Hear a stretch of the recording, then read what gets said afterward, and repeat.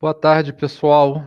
Já estamos com bastante gente, tem gente entrando no call ainda, mas até em respeito a quem está em linha e tem horário para terminar, vamos começar, e aí conforme a turma for chegando, acho que elas podem depois acompanhar o restante. Eu vou até dividir em duas partes. Uma primeira que eu vou tentar manter aquele nosso horário de 30 minutos, e depois eu vou ficar o tempo que for necessário para ir respondendo perguntas individuais, mas a gente consegue delimitar num conteúdo mais formal de realmente temos que dar informação clara, objetiva, direta e completa, e depois sobra mais tempo para entrar em detalhes, nuances, para quem tiver tempo. É importante também lembrar que esse material depois fica disponibilizado lá no YouTube, tem a página da ZQuest, né? E tem uma série de materiais que a gente produz, todo mês tem o conteúdo de crédito, e até uma coisa legal para quem não sabe, o YouTube você consegue aumentar a velocidade, né? Que você escuta. Então você coloca ali no 1,5, 2, 1,75, e isso faz com que o conteúdo seja mais rápido sem perder é, a qualidade do som. Então isso daí é uma maneira de você ver também depois um pouco mais rápido, inclusive para quem quiser compartilhar, seja para cliente, seja para plataforma de sales, é uma maneira deles terem um pouquinho de ver como é que a gente enxerga e conversa e pensa, né? Então, é um material que é mais voltado aqui para um pessoal um pouquinho mais técnico, mas sem entrar na total profundidade, mas também pode ser liberado para o público final ou mesmo para o pessoal da área comercial, tá?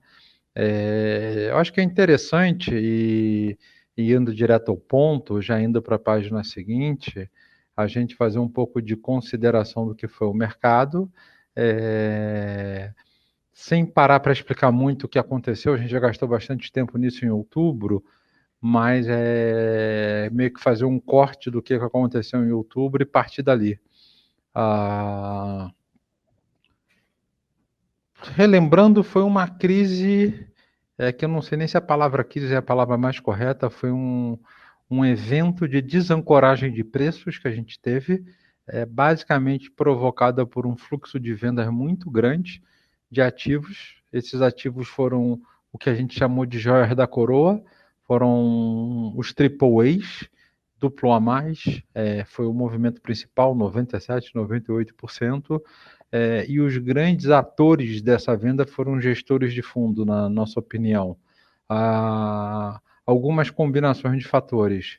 Gestores que tinham uma expectativa de entrada de dinheiro estavam com fundo com uma certa combinação, com uma certa característica do portfólio, e falaram: ó, parou de entrar dinheiro, preciso vender para reperfilar meu portfólio, fazer mais caixa, estou muito concentrado num papel. Então ele achava que tinha um tempo para trabalhar, e quando vê o movimento acontecendo ali na casa do vizinho, ele tem que correr, e isso provoca uma desancoragem.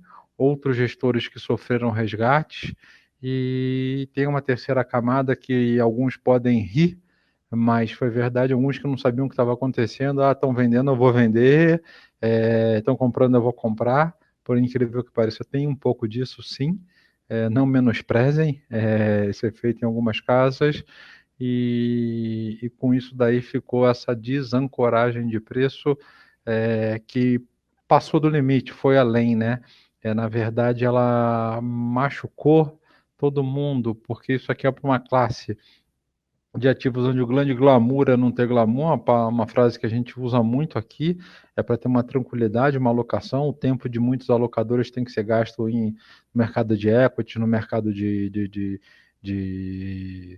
multimercado e outras coisas que são para gastar mais tempo. Aqui a gente gasta um tempo só com nuances técnicas, mas é para ser com menos vol, e teve vol. Faz parte de um processo de education, onde uma indústria tem muita gente nova, muita gente aqui, eu bato muito, muitas casas, é onde falta a experiência, falta tempo de mercado. Você pode ter pessoas até que individualmente são competentes, mas ainda não tem toda a bagagem para enfrentar crises, né? E no mundo cada vez mais sem volatilidade, você tem um corpo de profissionais muito grandes, e eu acho que esse é o caso da ZQuest. A gente tem uma bela diferença. Quem acompanha a casa sabe de todo o tamanho da equipe, tempo de mercado que a equipe tem e permeabilidade no mercado para conversar com as pessoas, ter experiência, e o pessoal que já tem muita cicatriz de outras crises e sabe como atuar nisso. Isso a gente viu que fez diferença. E entender também um pouco de bagagem de como é que funciona até o mercado. Não é simplesmente chegou, entrou, captou dinheiro e é uma molezinha e segue a vida. Então a gente viu que tem desafios. Dito isso, esse movimento de venda começou, ele estava bem forte, foi bem forte na primeira semana de outubro. Isso assustou o passivo, assustou os cotistas. A gente teve muito questionamento, teve resgate, não só aqui, como nos outras casas, porque cachorro mordido por cobra tem medo de linguiça, né? Essa é uma frase bem comum e que se aplicou bastante. Pessoas que já viram outra crise no passado ficam com medo, falam, pô, não estou entendendo o que está acontecendo, vou resgatar e depois eu vejo o que eu faço. E aí isso faz uma bola de neve que é bem ruim.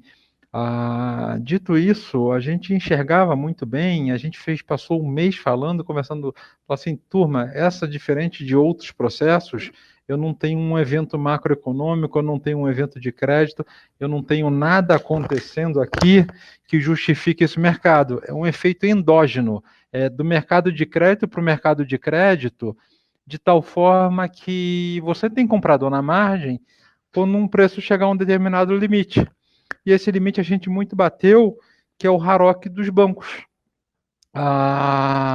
E esse RAROC dos bancos, ele chegou, foi de tal monte que quando os papéis começaram a bater no, no valor que era esse RAROC do banco, você começou a ter uma estabilização, os bancos entraram, você começou a ter defesa nos papéis e começou a ter uma estabilização muito grande. Então, isso daí a gente viu que foi uma primeira metade de novembro,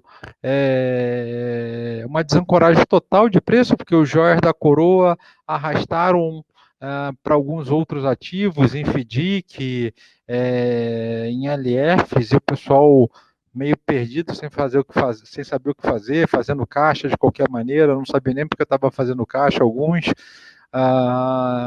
E essa desancoragem fez, e foi até um ponto onde aconteceu esse RAROC, essa região do RAROC. E dito isso, na hora que bateu, você viu o comportamento acontecendo, boletas de alto volume saindo, quem precisava de caixa fez, a partir desse momento que se limpava o técnico de um papel, você vinha isso acontecendo, a gente produziu o material que a gente vai lá na frente acontecendo, então foi muito isso. A primeira metade de novembro, um técnico muito ruim, e na segunda quinzena de novembro, conforme esses papéis já iam batendo num determinado valor, esse técnico começava a limpar e para aquele papel ele deixava de ser estigmatizado e você tinha um papel até que ele começava a fechar, ou seja, se valorizar e inverter toda uma tendência.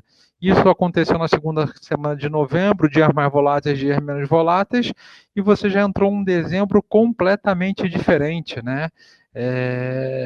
Só que o nosso trabalho foi conversar, mostrar que a gente enxergava e, inclusive, fazer um trabalho de combater a desinformação.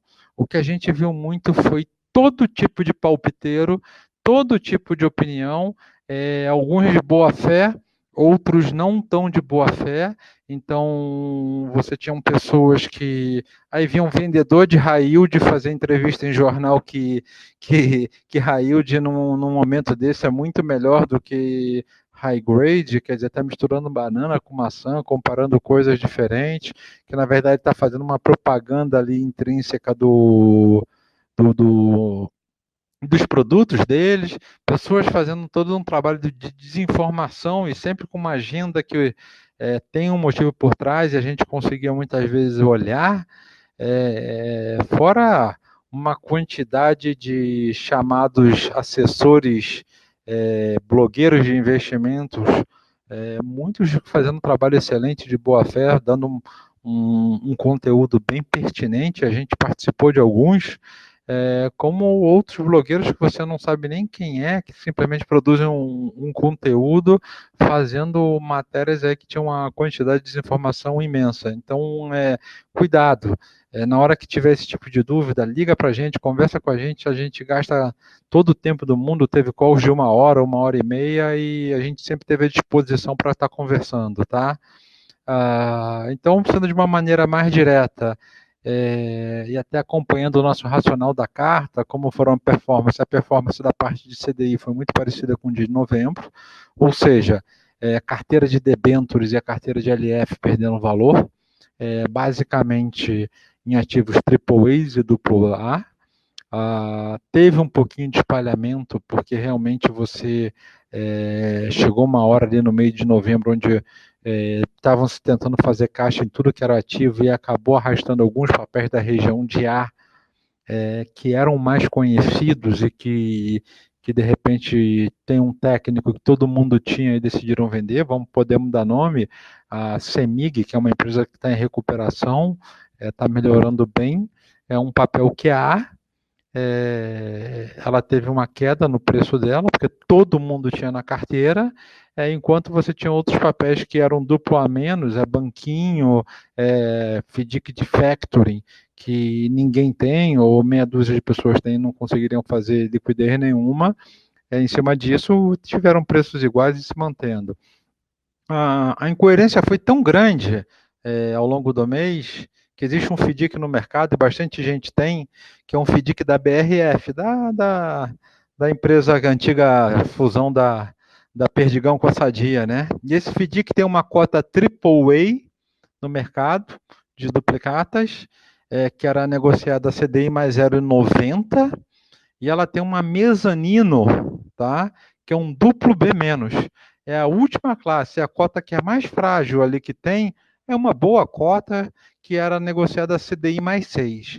No mesmo dia, o administrador remarcou essa cota que era AAA de CDI mais 0,90 para CDI mais 1, ou seja, os fundos que tinham essa cota, que tinham uma qualidade de crédito extremamente maior, tomaram prejuízo, e na mesma hora o administrador pegou essa cota duplo M menos, remarcou de CDI mais 6 e foi para CDI mais 4,25, dando um ganho colossal para os fundos que tinham essa cota. Então você pega o mesmo fundo de investimento que tem cotas com perfis de crédito diferentes, na mesma hora a cota que é mais frágil e que é um perfil high yield ganhou dinheiro, e no mesmo fundo a cota que era high grade, AAA, perdeu dinheiro. Então mostra que, inclusive, a questão de precificação, por muito boa que ela seja, na nossa opinião, ela tem uma série de imperfeições, principalmente no mercado agitado como esse. E numa desancoragem de preço acontecem essas barbaridades. Dito isso, a questão de ser joia da coroa, como a gente tem batido muito aqui, mostra que os papéis foram num preço muito além do que eles deveriam ir. E aqui eu estou até tentando. Desculpa aqui, gente, eu mexi aqui, só um pouquinho aqui. Não, aqui eu quero pegar meu lápisinho. E aqui, então, o que a gente denominou de joias da coroa, tá, pessoal? Aqui, ó, estou tentando achar meu lápis aqui, foram os ativos que mais perderam,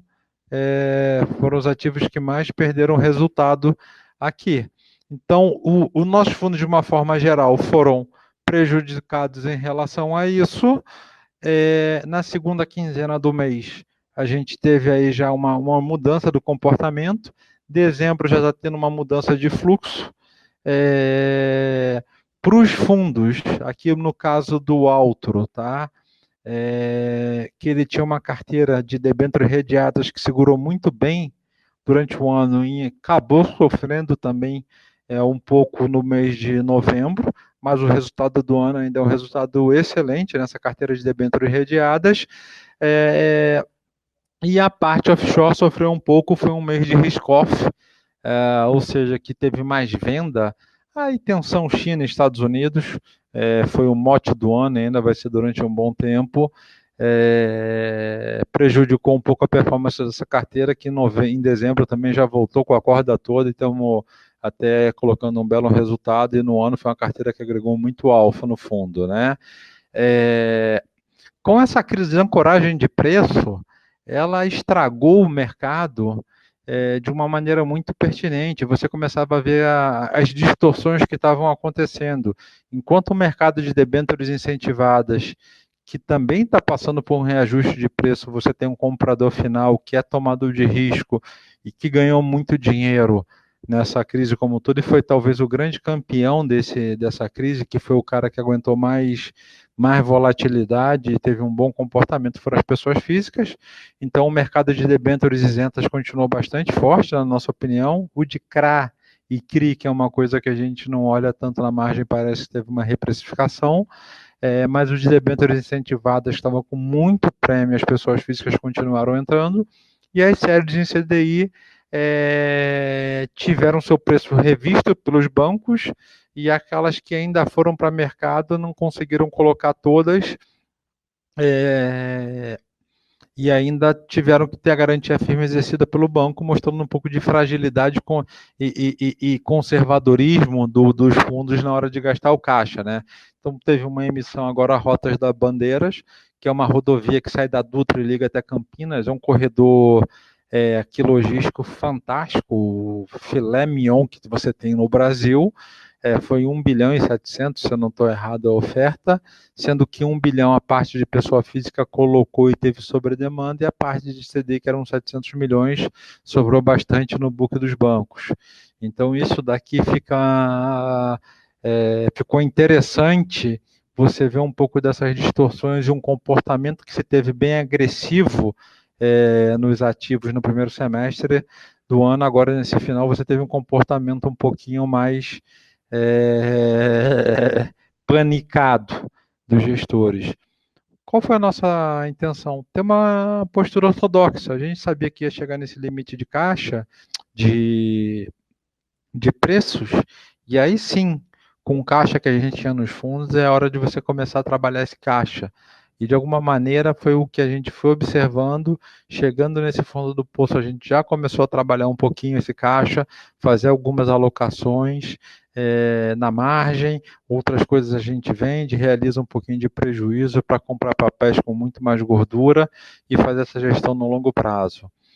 Uma outra coisa que eu acho importante, que foi bastante foco de muita polêmica, foi muito jornalista e até gente do mercado falando que o mercado de crédito não tem liquidez. Depois do que a gente viu em outubro e novembro, qualquer pessoa que me falar que o mercado de crédito não tem liquidez, eu acho que a pessoa tem uma mesma interpretação do que dizer que não tem verde na bandeira do Brasil. A definição de liquidez é uma definição que a gente até trabalha um pouquinho depois no item 1.4, mas se você for para o conceito mais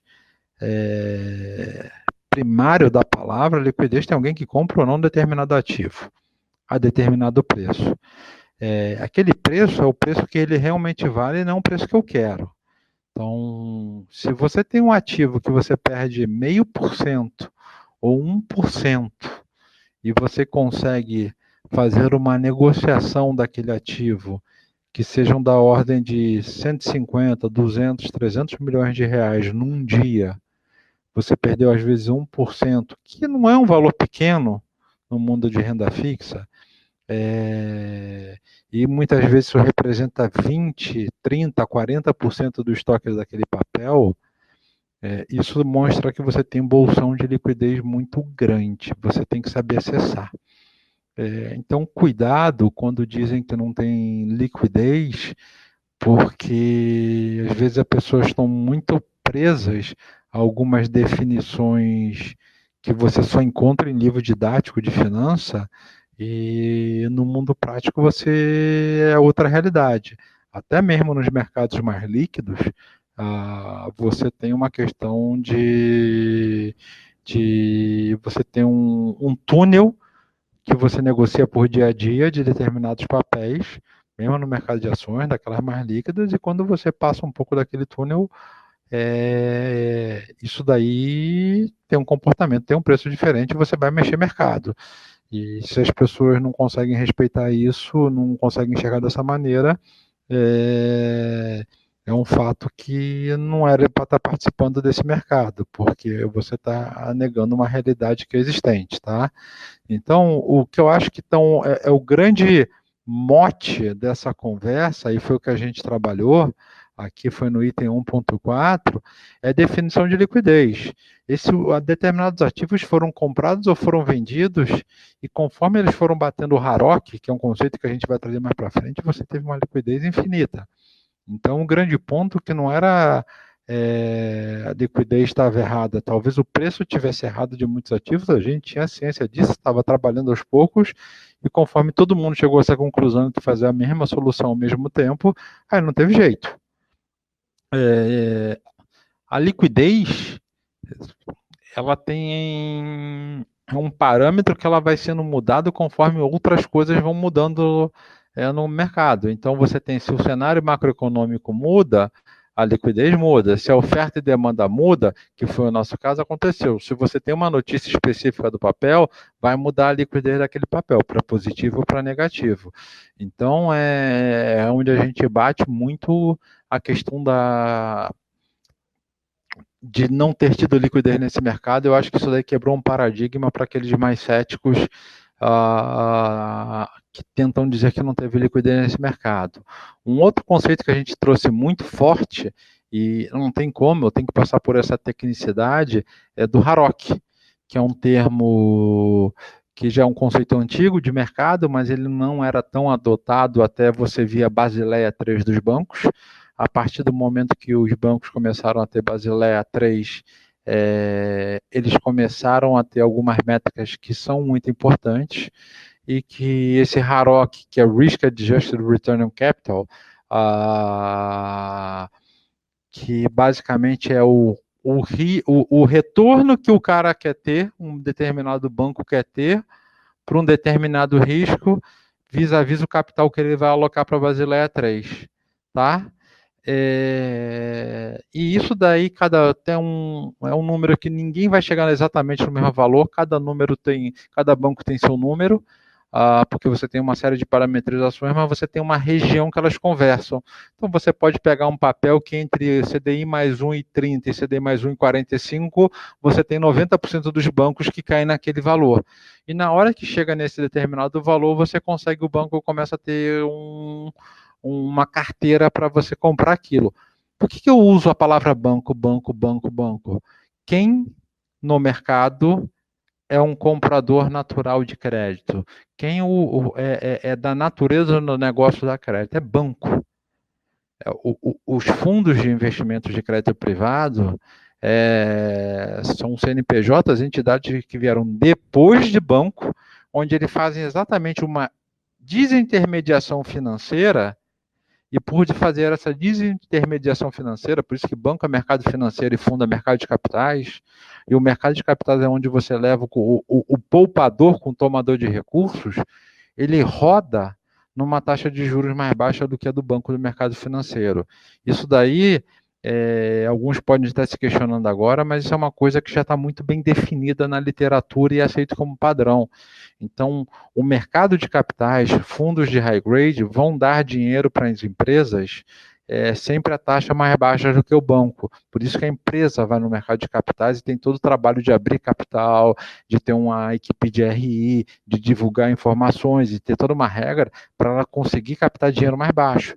Porque a empresa que não quer isso, simplesmente ela tem um capital fechado, muito menos governança, e com essa governança infinitamente menor, ela paga mais caro e segue a vida. Isso é normal. Então, o que acontecia? Na hora que você bate a taxa, chega nesse RAROC dos bancos, né, você tem o próprio banco que tem um bolso infinito comprando. Onde é que a gente dá esse exemplo? Gente, a gente pegou vários exemplos aqui da crise, eu acho que talvez esse seja o ápice dessa apresentação. Aí quando você chega e você vê aqui, a gente pegou uma data de corte, se eu não me engano, aqui está mais ou menos em início, setembro, né, finalzinho de setembro, a gente usou ela como linha de corte, e você pega alguns papéis. Coelba, tá? É a companhia de distribuição da Bahia, cujo dono é a Neo Energia, empresa estado da arte em gestão aqui da parte de mercado elétrico, seja de linha de transmissão, seja de distribuidoras e tudo mais. O que, que você tem? Você tem volumes nesses gráficos de barra, o quanto está sendo negociado por dia. Aqui o mercado ainda não tinha sido caracterizado a crise. O que, que você tem? Em laranja, quando sai negócios, você vê que um determinado momento você começa a ter a taxa Ambima subindo sem negócio, acompanhando, e você começa a ter negócios a partir do momento que você chegou na região do RAROC dos bancos, que para esse papel está ali mais ou menos entre 124 e 126 do CDI. A partir do momento que esse papel chegou aqui, estabiliza o preço, tá? E a partir do momento que estabiliza o preço, alguns começam até a fechar. Então, quando eu falo que o Joia da Coroa, e foi um papel que a gente não vendeu na nossa carteira, é um papel que a métrica de crédito da empresa não mudou nada, mas ela tem uma desvalorização na sua taxa, porque alguns gestores, para fazer a liquidez, venderam a taxas muito mais altas do que eles eram negociados, e isso provocou aquela queda. Então, acho que o que é importante falar e que a gente pediu paciência, calma, você tem que entender, tem um processo de investimento, a gente quer mostrar a mensagem, porque a gente já bateu o martelo nisso no final de outubro, que isso, chegando esse momento técnico, o mercado ia arrefecer e ia melhorar. E o que a gente viu foi isso. Eu não cheguei simplesmente, já abriu demais, agora o papel está na hora de fechar. Um gestor que fala isso não entendeu o que ele está participando do mercado que ele está participando. Então, outro papel, esse papel a gente nem tem na carteira, mas você vê que foi um dos papéis que teve pressão no mercado e outros gestores tinham. O papel tinha um determinado nível de preço, praticamente não era negociado no secundário, porque não queriam vender, achavam um papel bom, ampla distribuidora ali da região norte do Rio de Janeiro, e a partir do momento que os gestores começaram a vender, você tem um descolamento da taxa, a taxa começa a abrir, você limpa a parte técnica do papel, porque saiu bastante volume aqui no mercado, o papel chega num limite de preço e ele começa até a diminuir. É pequena essa diminuição? É pequena, a gente tem poucos dias de amostra. O que provavelmente vai acontecer no futuro, esse papel vai estabilizar num preço aqui para baixo.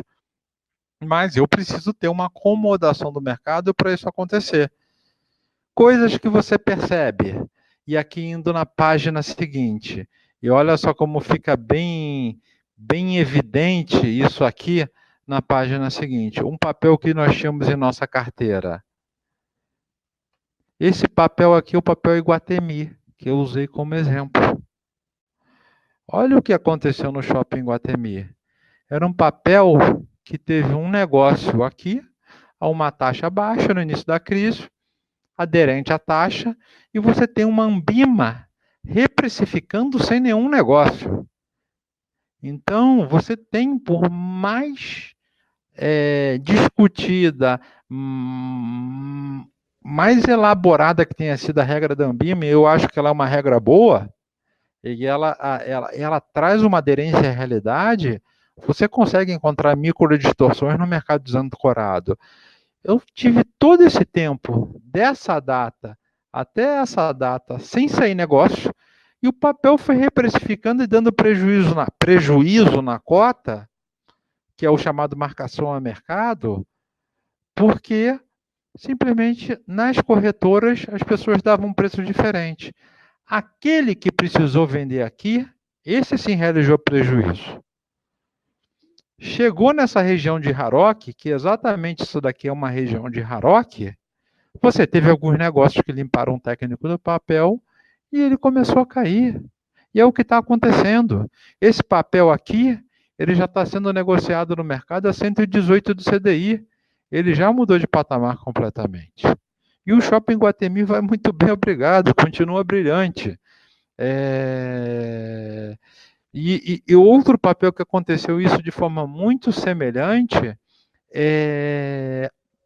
foi esse papel aqui da Localiza, onde você já teve até o contrário, você já teve os negócios muito mais aderentes à taxa Ambima, chegou no pico do Harrop, onde você limpou um pouco o técnico e ele estabilizou. O que isso daqui quer dizer, gente? Na hora que respeitou a cartilha, o que o livro didático diz, as coisas aconteceram. Essa é a mensagem que a gente quer passar. Só que para isso aqui você precisa ter paciência, que foi um pouco do que a gente colocou aqui no mercado.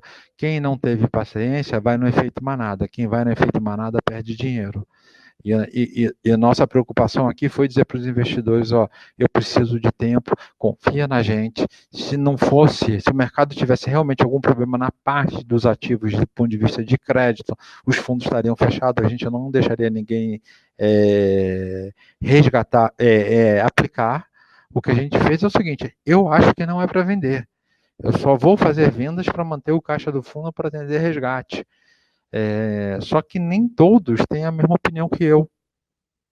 E isso faz parte do jogo. Eu tenho que entender isso e aceitar isso como uma naturalidade. E é direito do cotista, por mais que ele confiou e deu dinheiro para a gente gerir, de repente divertir da gente. Então, as vendas que eu tive que fazer nesse momento foram simplesmente para atender esses cotistas e mais nada. Tá? Só que esses cotistas que de repente não concordaram com a gente, o que, que aconteceu? Ele perdeu o dinheiro na hora que ele vai resgata. E assim, com uma tristeza, porque a gente passa 2 anos aqui fazendo cartas, calls mensais, exatamente para falar, ó, vai acontecer isso aqui em algum momento, e na hora que acontecer, você tem que entender como a gente pensa, toda a formação do pensamento, para que a gente consiga te ajudar. 90% das pessoas compreenderam isso e deram muito suporte para a gente. Pô, ficamos super felizes, mas também ficamos 10% tristes. Mas a gente tem um limite de atuação do trabalho. E assim, agradeço muito aqueles que confiaram na gente no trabalho, têm acompanhado e entendido que vai ter uma volatilidade de preço e conforme a gente está falando, pode ser que novembro, aqui dezembro já seja um mês que você tenha uma estabilização na cota, como está aparecendo que vai ter, e o humor está mudando muito no mercado secundário, e até de repente aquele processo de reacomodação da mola, a mola esticou demais, ela vai parar aqui, só que antes de ela parar aqui, ela vai até dar um lucrozinho, depois ela volta, acomoda num novo nível de mercado, e aí você vai ter uma indústria de fundo de crédito privado ao longo de 2020 com uma taxa excelente. O que eu acho importante dizer, papéis foram para torno de 120 do CDI, que é algo entre CDI mais 1,30 a 1,50. Num mundo de CDI que vai para 4,5, você ter 1,50 de prêmio de spread de crédito para uma shopping em Guatemi, para uma Localiza da vida, para uma Ampla, para uma Coelba, é muito prêmio. Isso daí renda fixa, crédito, vai continuar existindo. Não adianta lutar contra isso. Por mais que a gente veja a notícia no jornal que é mercado de risco, riscom, o pessoal está indo, você tem uma quantidade por matriz de alocação que vai continuar no mundo da renda fixa.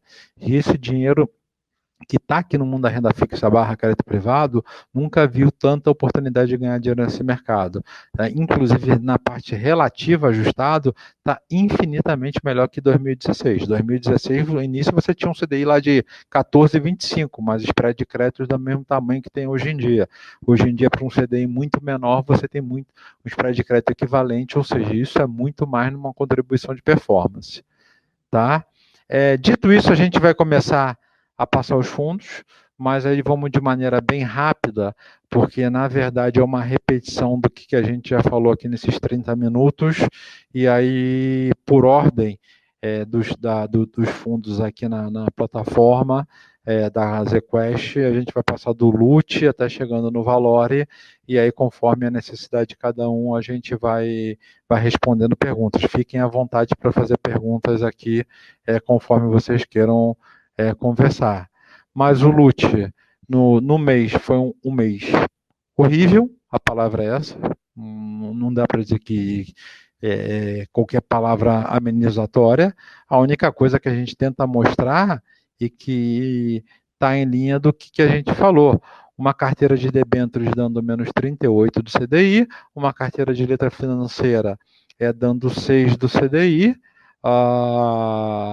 quando a gente vai para a página seguinte e a gente faz uma quebra de como é que foi essa distribuição de performance aqui da carteira, a gente vê que as LFs que tiveram rate menor dando 117 do CDI, com as LFs que eram triple A's, ou seja, está falando de Itaú, Bradesco, que foram abrindo, Banco do Brasil, deu isso. Esses bancos não deixaram de ser a qualidade de banco que é. Itaú, aliás, botou não sei quantos bilhões no bolso hoje do IPO da XP, mas o mercado decidiu que o ativo dele valia menos. Por quê? Fluxo. A mesma coisa a carteira de debêntures. Aqui uma carteira de debêntures AAA dando menos 140 do CDI, a AA dando 11, né? E a carteira A também esse mês perdendo dinheiro, mais especificamente aqui uma debênture da CEMIG que saiu de CDI mais 0,85 para CDI mais 1,20. Já voltou para 1,10, vai voltar um pouco mais, mas esse resultado aqui tirou bastante dinheiro. Aqui são os 5 papéis que tiraram dinheiro do fundo, basicamente a gente até por não abrir tanto nome, esse papel foi na última semana, um gestor precisou vender, estourou limite, pelo que a gente entendeu, e essas notícias não são oficiais, ela é muito aí um pouco na rádio fofoca, ninguém tem uma versão oficial, parece que o fundo dele ficou com muito desse ativo, a área de risco mandou vende a qualquer preço, e esse cara teve que bater no Harrock, no bancão lá, falar qual é o preço, ele foi e vendeu, isso machucou o fundo, quer dizer, tirou 20% do CDI aqui só do alto, um papel individual, que você tinha um percentual no fundo. O que é importante transmitir, tá? Que essa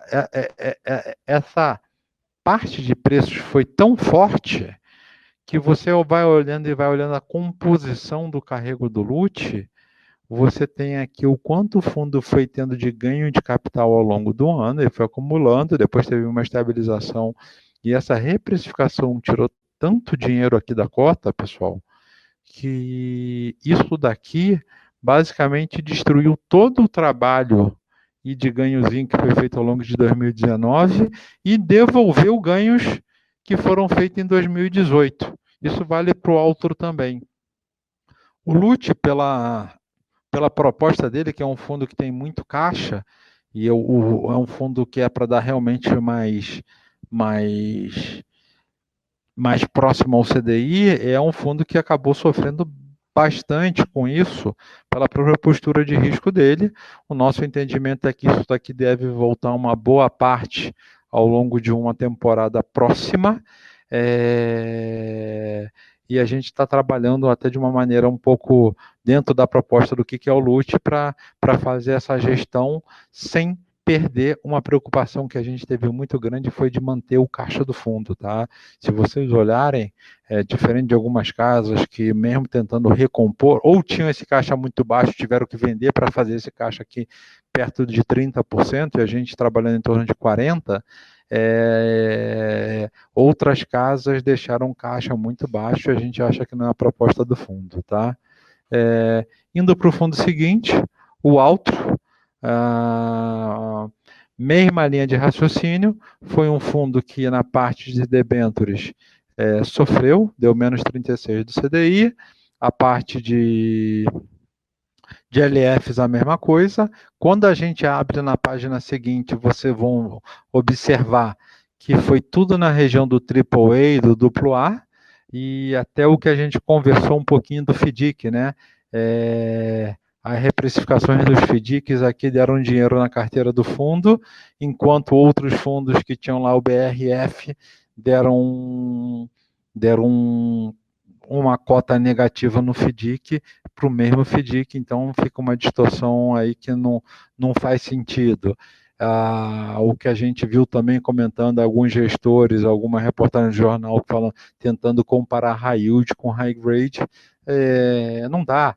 Aqui é uma estratégia de high yield, essa estratégia vai rodar bem. Eu não tive pressão no mercado de high yield. O mercado de high yield é um mercado muito específico, aqui sim, onde a liquidez é bem reduzida.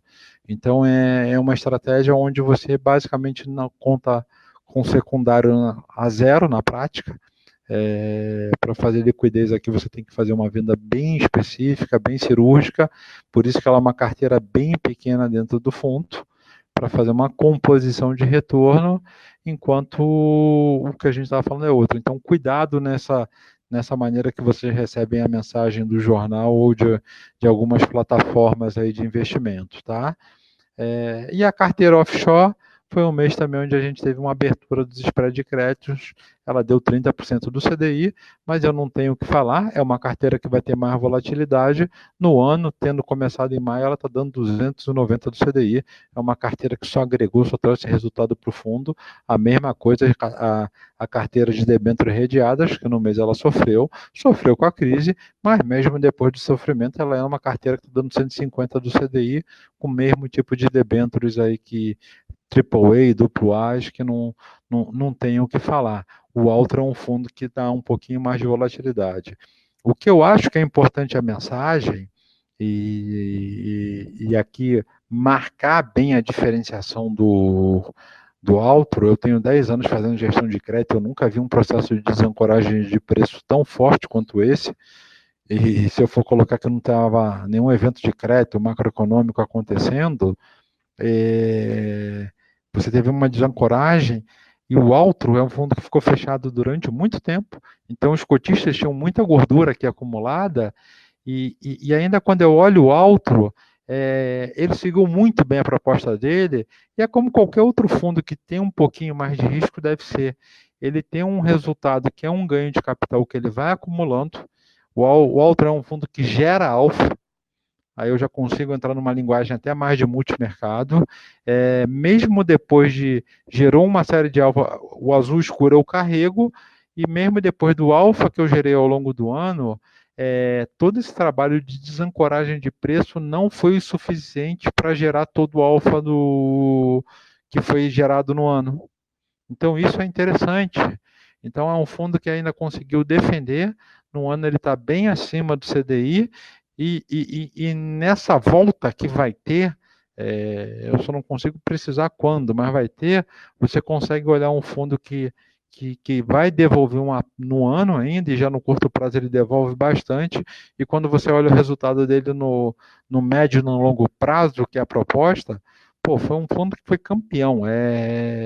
Na verdade, se eu tiver que falar alguma coisa, tem dois fundos que você tem que aplicar hoje em dia. O Alto é um fundo que realmente quem tiver um dinheiro sobrando, esse é o cavalo para você entrar, e o outro é o de debêntures incentivadas, que também teve um processo de reabertura de spread de crédito que foi fora do normal, né? Então, dito isso no Alto, a gente vai para o fundo de debêntures incentivadas,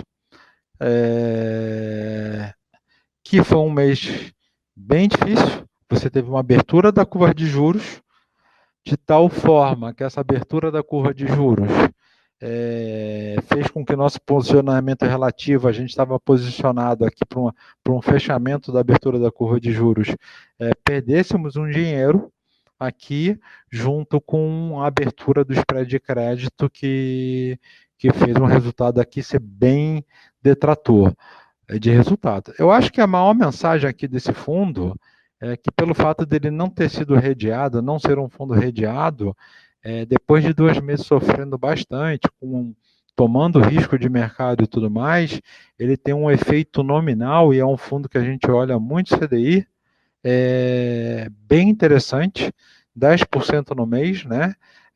Pago todos os custos, e considerando que isso daqui já está isento de imposto, então é um fundo que, para o investidor que quer ter um pouquinho de exposição a risco de mercado, está com um preço bem atrativo.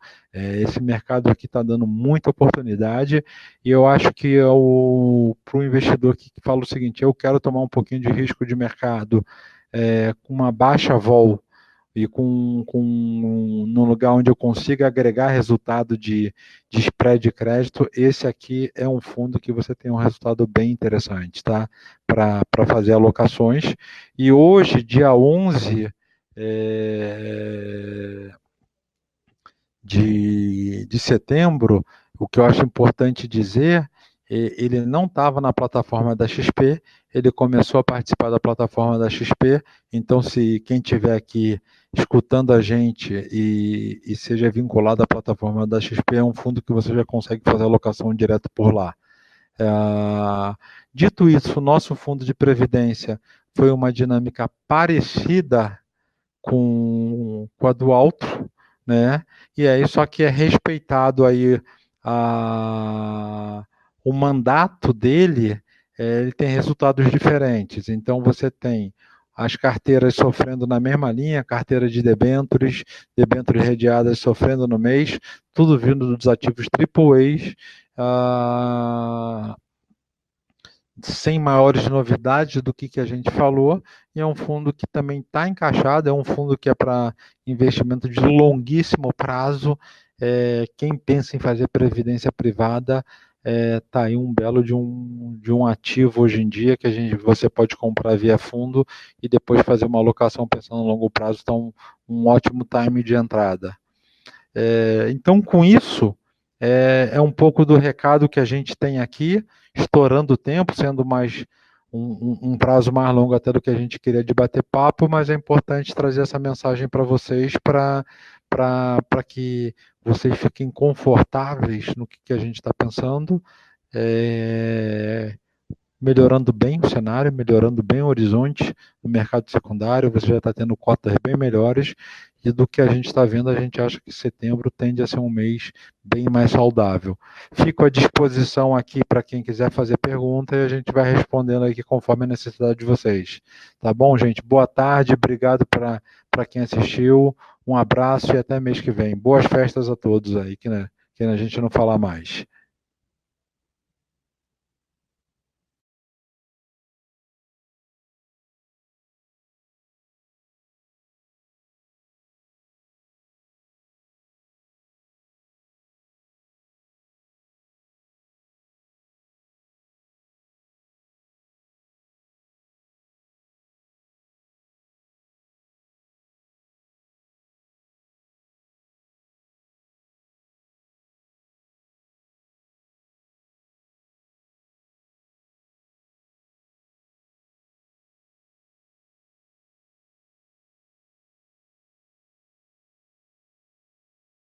Pessoal, eu que agradeço a vocês. Ele é disponibilizado no YouTube. O Cassiano está aqui na sala. O que? 2, 3 dias? Né? 2, 3 dias a gente já consegue subir. Que isso daqui vai para um canto, aí gera um arquivo, mandam para a gente coloca no YouTube da Sequest. Mas isso daí fica disponibilizado. Se você entrar lá, tem de todos os meses para trás. Esse daqui depois fica no YouTube da Sequest, tá? 2, 3 dias aí no máximo.